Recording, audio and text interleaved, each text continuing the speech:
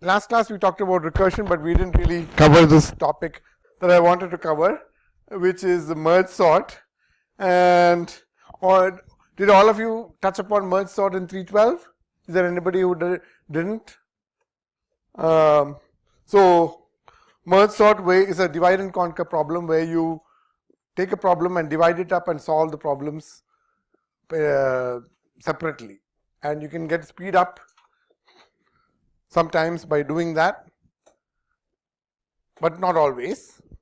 So for example, when I have to sort all your exam papers after grading, I divvy it up into multiple piles, give each pile to a TA, and we all sort our individual piles. Then we merge it together in alphabetical order in two pairs of two piles together, then and so on. And that's a kind of divide and conquer. In that case, we save time by parallelizing the process, by sorting in half piles separately. The thing is that what is the big O of merging two sorted arrays? You may have done this in 312. I know some of you did for sure. So what is, suppose you have two sorted arrays like this, 1, 2, 3 and 0, 5, 6. What is the big O of sorting them if each of the arrays is n? Big O of n. Because you are going to, let's say, sort and put them into another third array here, like that, and that array will have space for 2n elements, and what you're going to do is compare the first element of each of these arrays, decide that 0 is the winner, so to speak, and put 0 and then cross it out, and you point to the next element in that array where the 0 was just crossed out.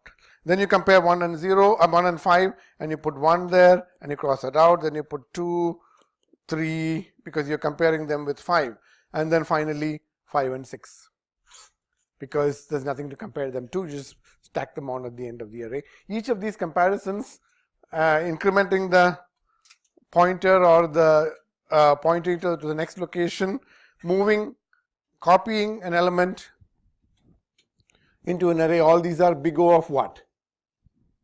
Each of these operations is what's the speed of operation? 1. So big O of 1, and therefore the total is big O of n for merging two arrays. Merge sort works by dividing an array into two parts. So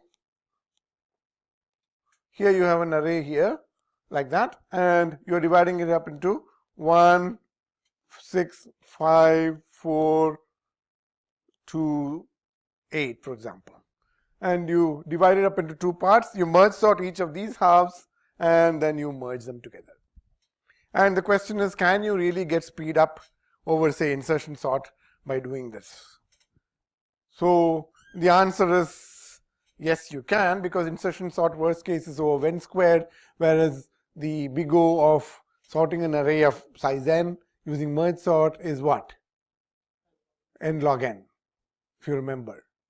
The way you do that is, say, like I said again, you have 524, 613. You divide that up into 524 and 613. And you divide that 524 further into 5, 2, and 4. And when I say divide, you just keep track of indices. You don't necessarily at this point have to copy anything. You just have to keep track of start index and end index of your subarrays. And then you divide this 5, 2 further into 5 and 2. 4 is already sorted.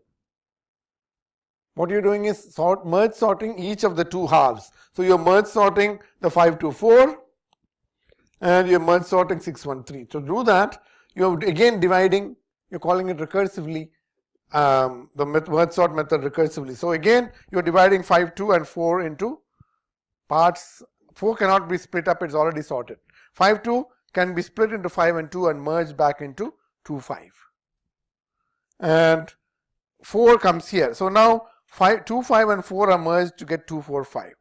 Similarly, 613 is merge sorted the same way to get 136, and you merge these two to get 1, 2, 3, 4, 5, 6. So you do need something in order to, some extra space in order to hold the merged array.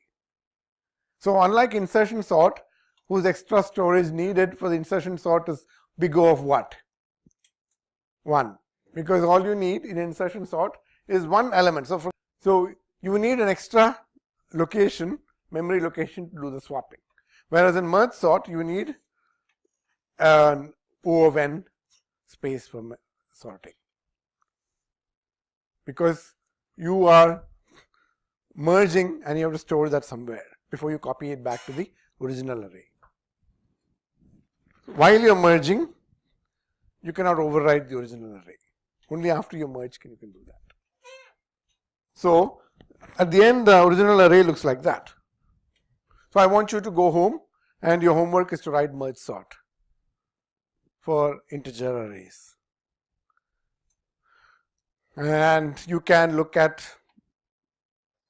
any other online for help if you want, but I recommend that you try first, think about it first, get some idea of how you might solve it, try and solve it without any help.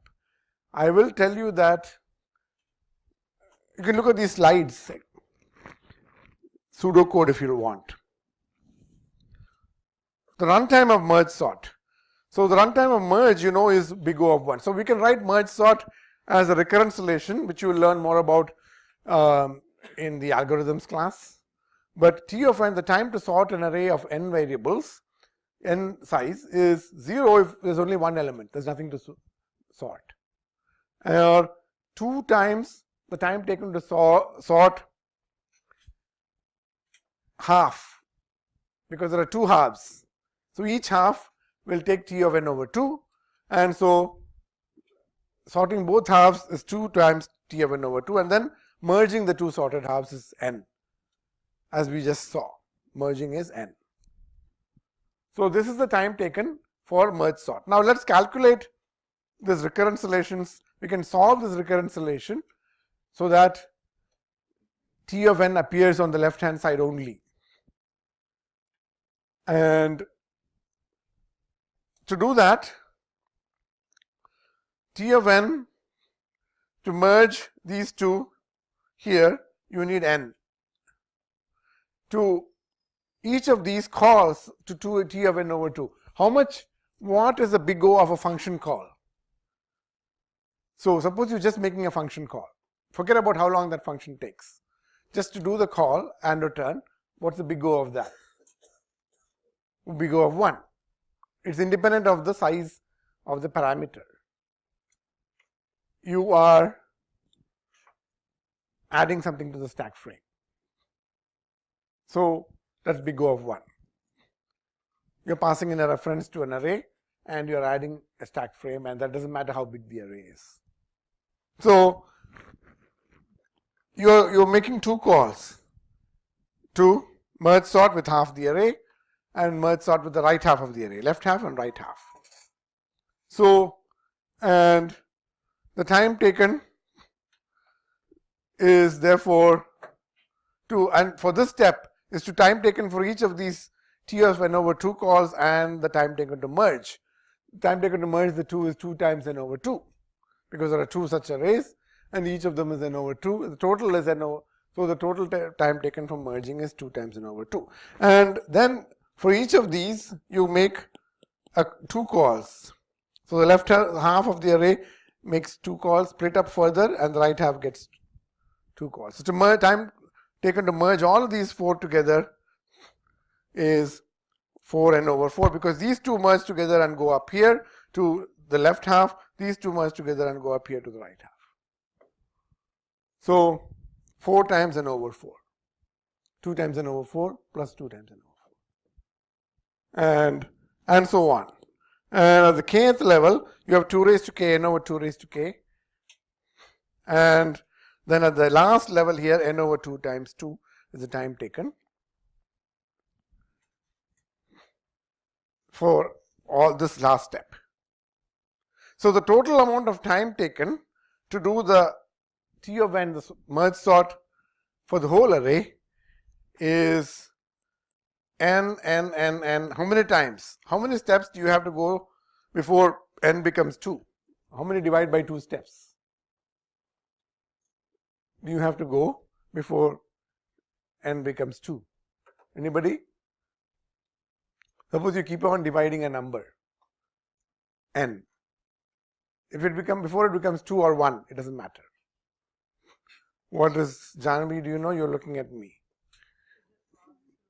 Right. Log n to the base 2. So, the total time taken is n times log 2 of log n to the base 2. So, the big O of n log n. Alright? So, that's merge sort, and I want you to write it yourself in Java. Even if you have written it before in C++, write it in Java using recursion. It's a little, keeping track of indices is a little tedious, but otherwise it's fairly straightforward.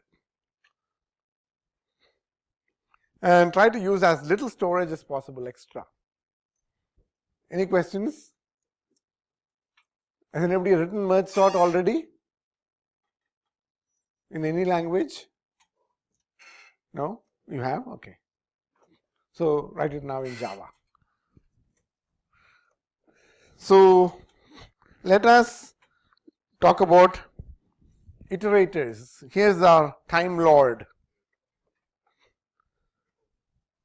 Do you guys like Doctor Who? You don't like it? I used to like it a lot when I was a kid. I used to watch it in the 70s, early 70s, when I was like 12 or something.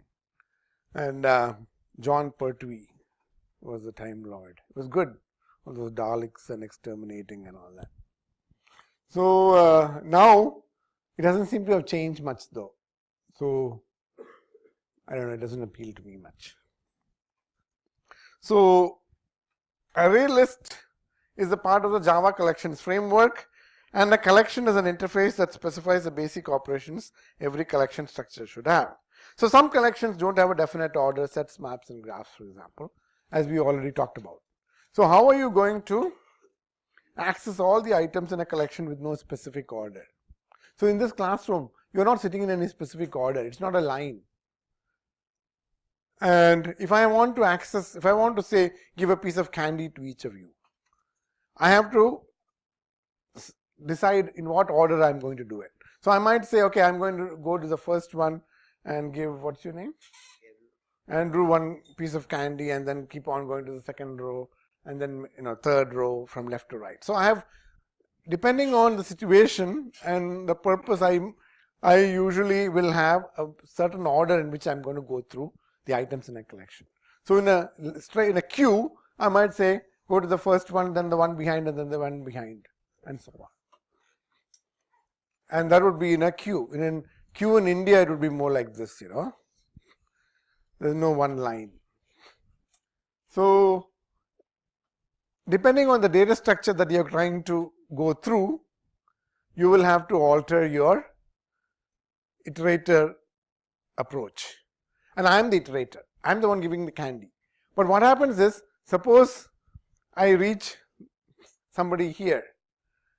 What is your name? Michael. And then somebody comes and sits here halfway through the class, and suddenly I'm confused. Did I give this guy candy or not?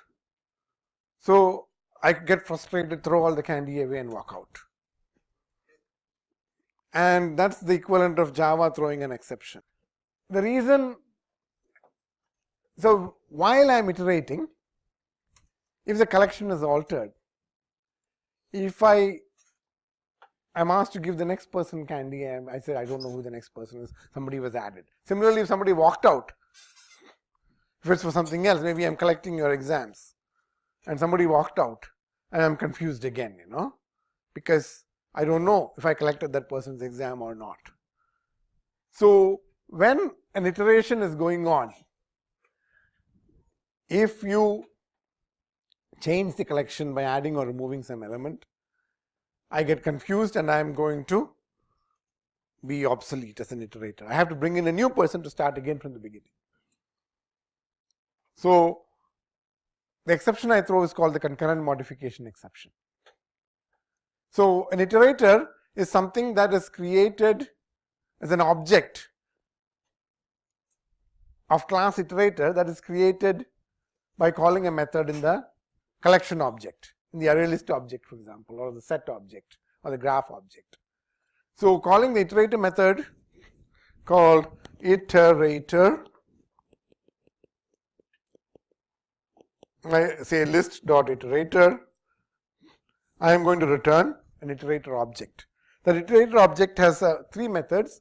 One is next.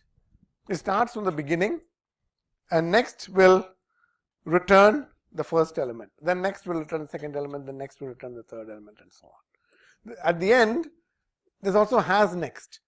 If I reach the end of the collection, if I reach the last person there, then I will, if I call next, it will throw an exception again. No such element exception. So in order to avoid overstepping the bounds of the underlying collection, the iterator also has a has next method that returns true only if there is one more element at least remaining to iterate over. So before you call next, you can check has next to avoid exception throwing. And then there's another one. Iterators often have a remove method. In other words, if I'm giving out candy, I can give Andrew a candy and I can say, okay, now Andrew, you can leave. And I keep doing that. I give candy to all these people and I can ask them to leave. I can only remove something from a collection if I've just done a next. I cannot do two removes. I cannot come here to Lee and say remove two people, call remove twice. So I have to call remove only after, if I have just called next. Just means if I have not called another remove before then, and I cannot call remove from the start when the iterator is starting, because I'm here, I haven't even stepped over one person yet. So an iterator has these three. It's like a one-shot object. You can create as many iterators as you want for each collection. You can't go back. That's why. You can only go forward. So if you want to start again from the beginning, you have to create a new iterator. It's like a one-shot camera that you take pictures with, and then it's wound all the way to the end, and you can't rewind it. That's it. You give it for developing. Do you guys know that there used to be film cameras? So Kodak. So these are the three methods that iterators have. I already told you about that. And this is not a real clicker question. Here's an array list equals new array list string. To call an iterator, generate an iterator to work with this list, I have to call list.iterator, which means my array list has to have a method called iterator. That's a public method. And any iterable collection has to have an iterator method. And this is the correct way to access that iterator using list.iterator. So you have an object now. So you have a list object and you have an iterator object. And you could have multiple iterator objects. I could make IT4 equals list.iterator like this, and so on. I could make any number of iterators. So imagine a fence made up of fence posts and rail sections. So the iterator sits on these fence posts and the data you're iterating over is here. Note that I've linearized it. Yeah.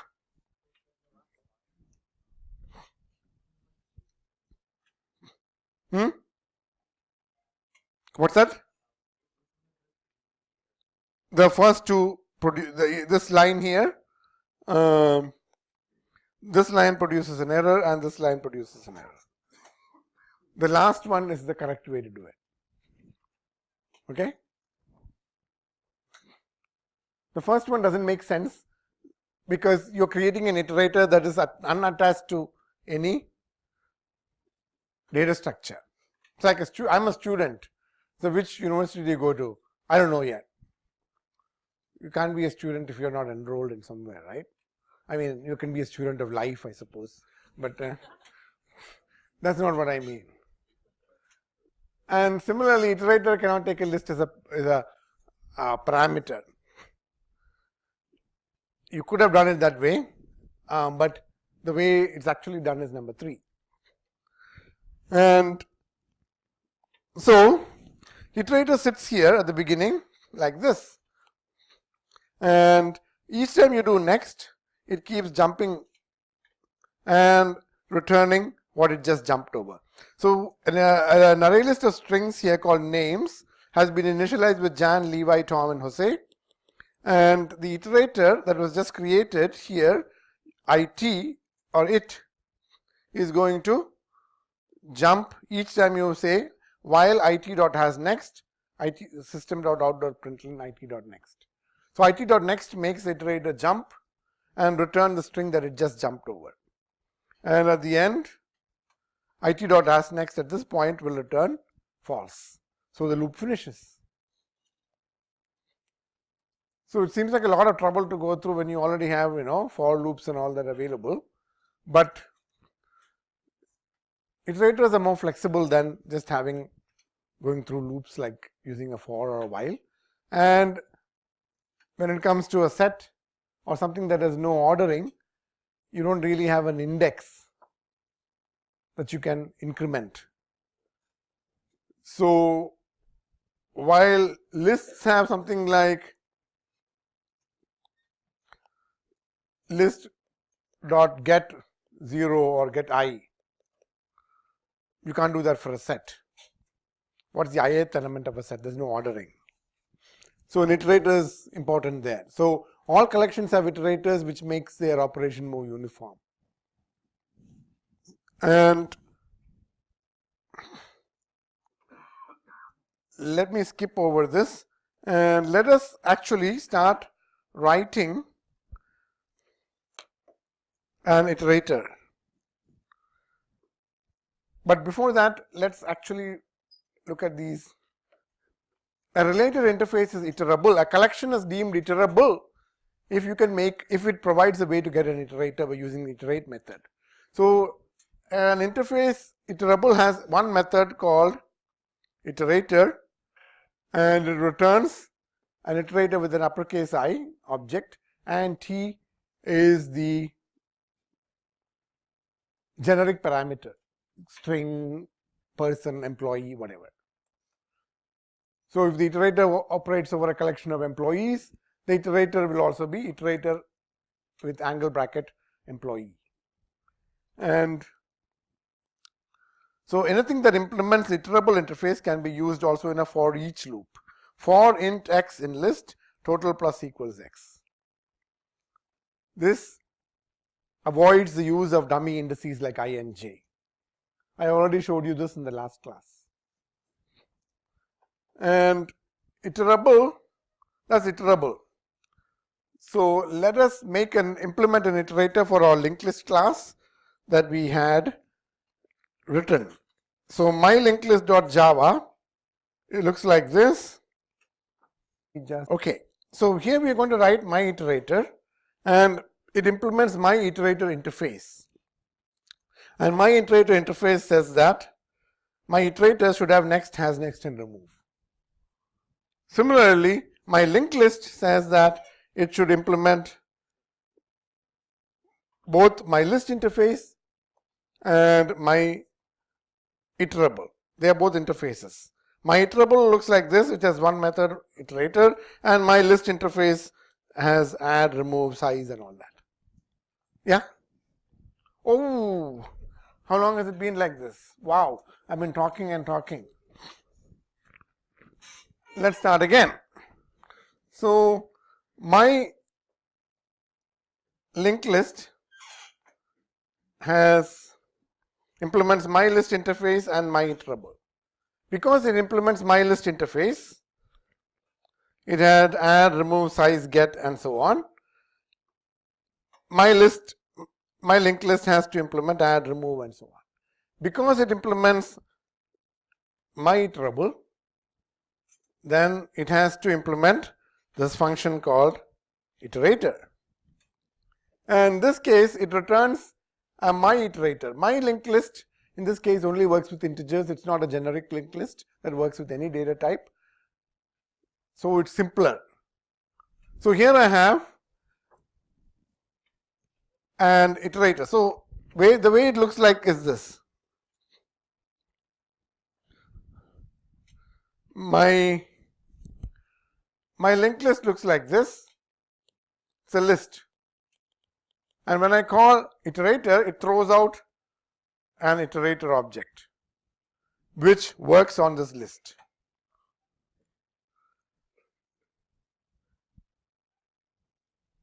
My iterator therefore has a constructor, next, has next, and remove.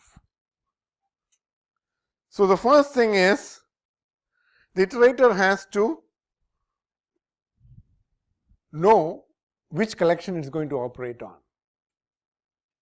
So how would it know which collection it's going to operate on? Remember that it was generated from this data collection. So how does a kid know who his father is? In my case, I whispered to my kid when he was a baby, Vallath is your father.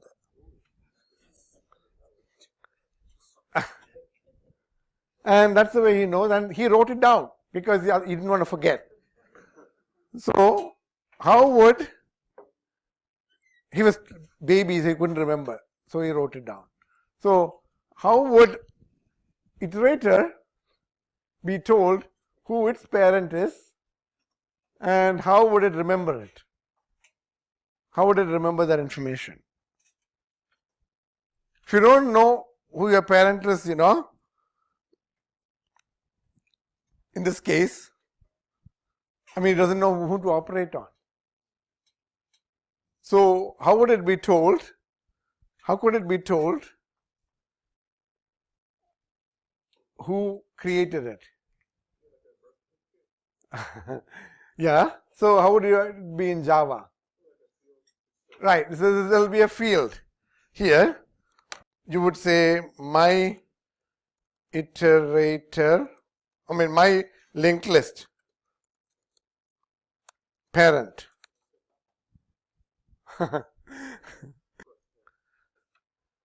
What about, how do you set this parent? How do you set a field usually? Initialize it. The constructor, right? So you pass in a my linked list parent and say this dot parent equals parent. Now it means that, of course, my linked list dot java has to pass in some parameter when it calls the constructor. What should that parameter be? What should that parameter be? How would a linked list refer to itself? This. So, hey iterator, I am the one who created you. And so you have here, and the next thing you have to know is iterator, so has next. So first of all, an iterator, what else does it need to keep track of? Remember, anybody can call next at any time with that iterator. Not anybody, you can do it.next at any time. So you have to know what? You have to keep track of your current position, which fence post you're on. So you have to have, let us say, int position, that being an integer in your linked. And then, so what about, this is the position which is 0 in the beginning, 1 after it has crossed over one item, n after it has crossed over n items. So how about has next? How will we know whether the iterator has no more elements to go over? Yeah. The iterator, okay, there is nothing to point to. Oh yeah, in a linked list, you're right, the next would be null, right? But here we are keeping track. That's a good point. That's a good way to look at it in a slightly different implementation that we'll talk about at after this. But right now, what we have keeping track of is only the position, which is an integer, int. So we don't really know, it's not pointing to anything, as of now. It just has an int in it. So yes? Right, so there is a size method. So you can do something like this. Return position less than size. Oh, whose size? Parent dot size. So now, so when you call next now, first thing you can check if not has next, then throw new no such element exception there. And now you also else if there is some more element, then you can return the element at that POS, right? So you can do return parent dot get position.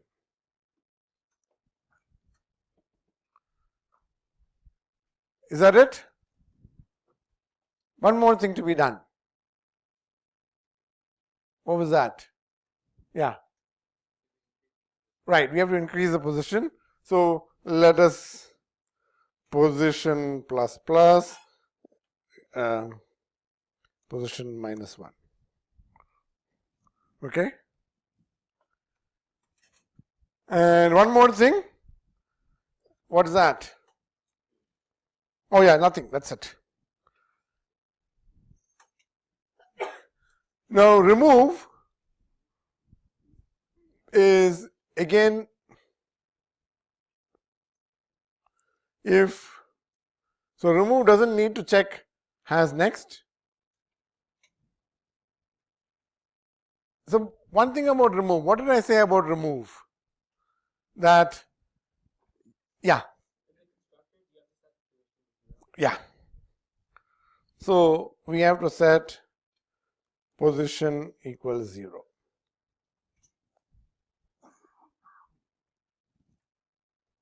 And remove, one condition is that we have not called remove twice in sequence, and we have called one next before we call remove. You can call next, that's okay, without calling remove. But you may not call next remove. Nor may you start off at the beginning and say remove. Remove what? You're at the beginning. You haven't given any candy yet. So, how can you keep track of whether you have called next or not? That's a state, a memory, a state machine kind of thing. So you are in the state of having called next. So how do you keep track of that state information in a class? Fields. So you have another field here called Boolean remove OK, and you can set remove OK equals false, and if not remove OK, then throw new illegal state exception. Your iterator is not in a fit state to do remove. But who sets remove OK? Initially it's false, so this will always throw illegal state exception. So who sets it? Next.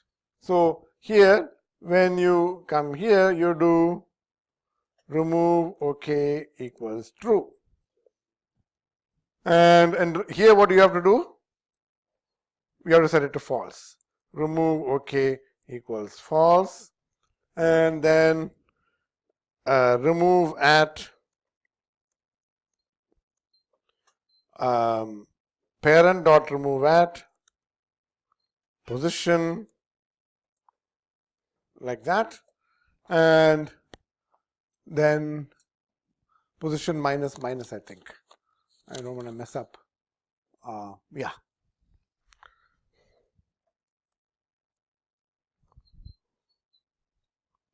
Okay.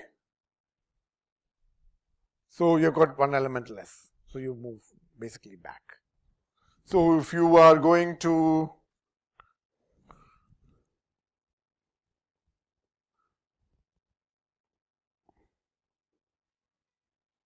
you're sitting here, you just call next, you've just called next and you remove Jose.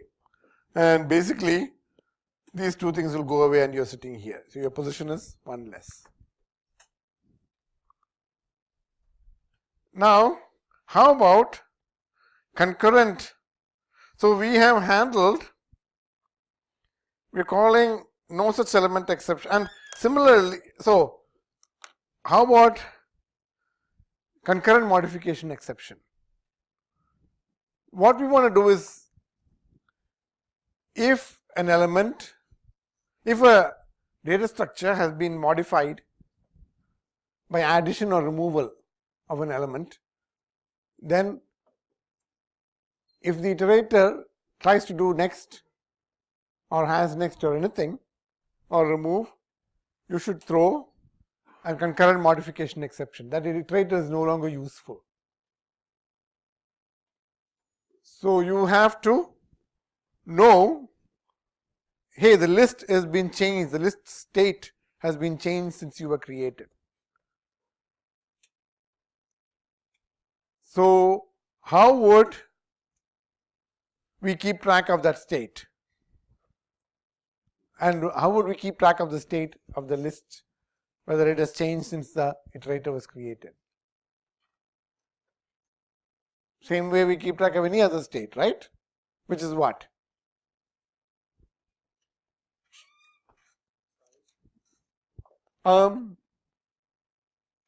Yes, Edison. Huh? You could do instance variable. Size is not that good. Size is okay, but you might add something and then remove something and the size will be the same. And that you're not allowing it, no? Because you might add something there and then remove something here and the size won't change. So you could keep track of an instance variable, which is something like a Boolean. You could have, in my linked list, you could have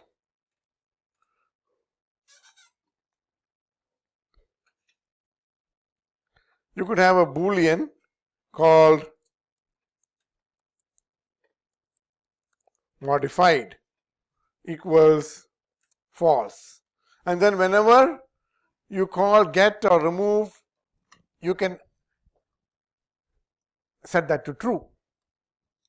And the iterator will check. Before it calls next, it will say, hey, if my parent has been modified, throw an exception. But the problem with that is what? What's the problem with that? If you have multiple iterators, what will happen? So if you have, say, 2 iterators,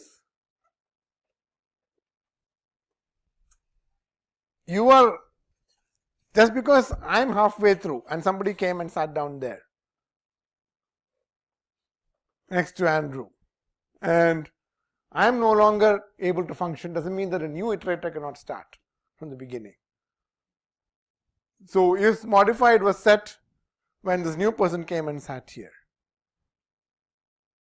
So when this new iterator is created, it will see, oh, his modified has been set. So it will start throwing exceptions, right?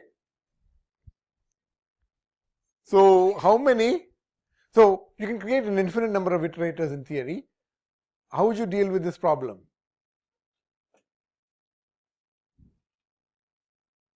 A couple of ways of dealing with it. One is each iterator has its own modified flag. So you have an array list of modifieds. If you make it static, it's the same problem. You have only one version, one modified, and anytime that list gets modified by adding something. For example, if I have something like this here, okay, if I say add modified equals true, now that modified is always true. Nobody is there to reset it, and any iterator is created even after that addition. That iterator is going to think it was modified and it's going to throw an exception. So in my iterator or Java, if I do something like this, if parent dot modified throw new concurrent modification exception. If I do this, all iterators will have this problem. So I can do one thing. I can say things like when the iterator is created, set it to false. So parent dot modified equals false. Hey, so now only if changes happen after I was created will the concurrent modification exception get thrown. But then every iterator is affected by that now. So some other iterator was created very early on and lots of additions were made. Then a new iterator was created and this modified gets set to false. So suddenly the old iterator also thinks nothing was changed. So you have to have this list of modified each iterator. So each time something gets added, change all the modifieds to true. So instead of just modified equals true, change all of them to true. So each time you add an iterator, you add something to that array list. Yeah.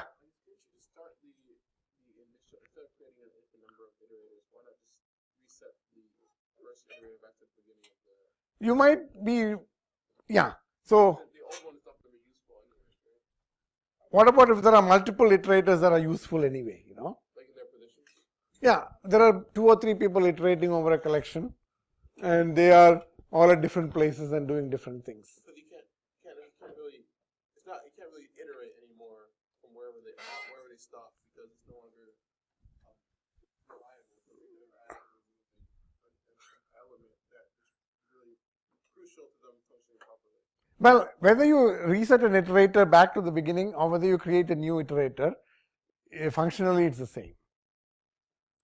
Because the only thing is you're saying that you don't have to have is modified more than one. But then what if there are 3 iterators in operation, 2 of them go out of obsolete and one of them doesn't?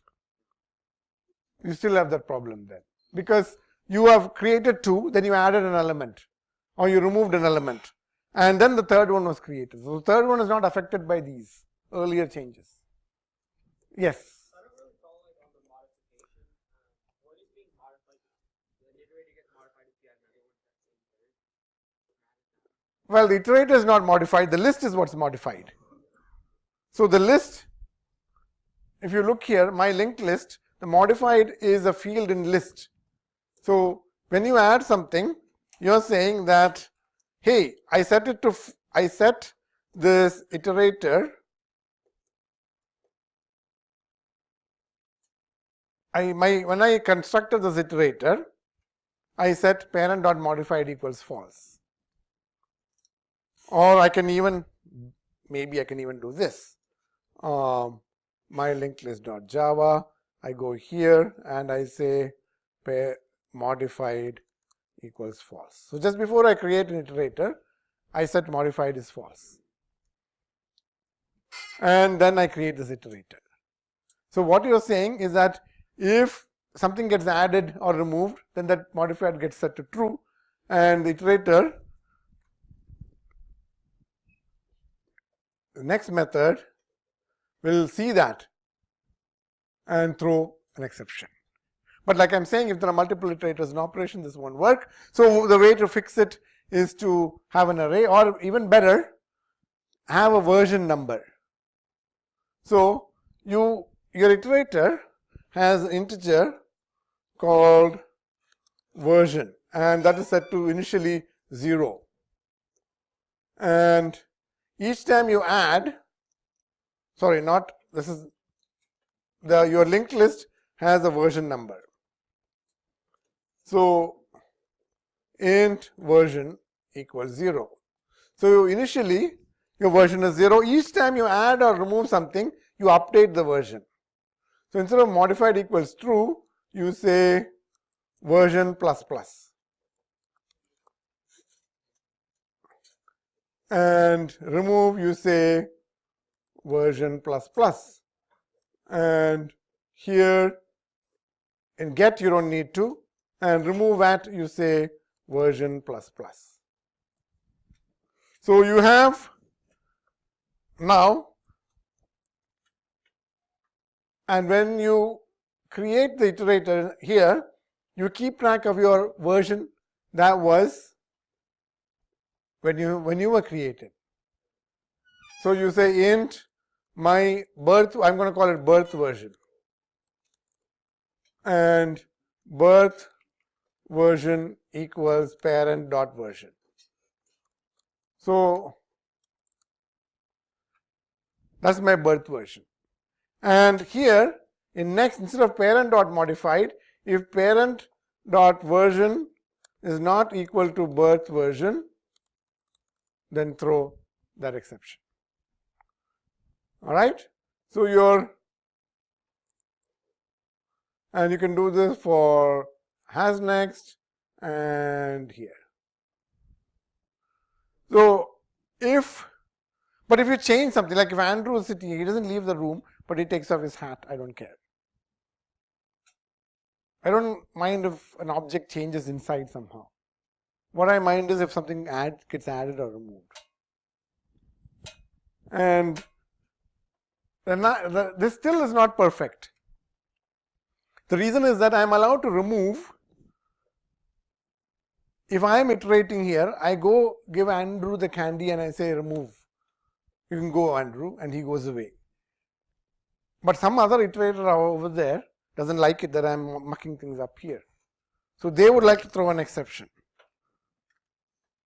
So when I removed something, the version changed. But for me, it's as if it hasn't changed. But for another iterator, it has changed. For me, because I'm the one who did the removing, I'm allowed to legally remove without throwing an exception.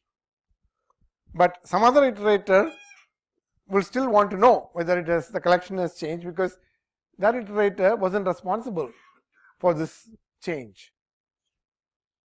So before we discuss that further, let us do an iClicker. So how would you do that? Well, what you would do is you would keep track. You would simply, when you do remove, you would say birth version plus plus. This would make sure that when you do this remove at, I can just do it just before you call remove at. So your version is also incremented along with the iterator. So it's as if you were created one version later. So this will make sure, this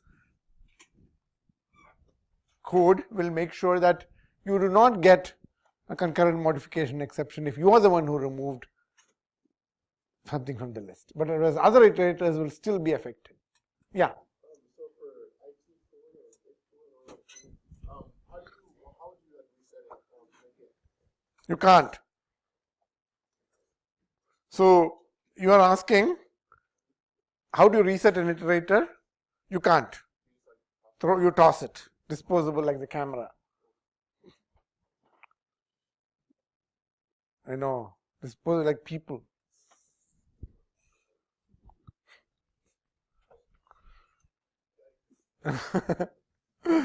All right. So we have finished.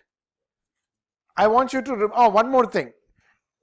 What is the big O of get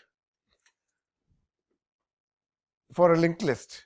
Get 3, for example, where it means get the third element or get the nth element. What is the big O of get for a linked list? Big O of n.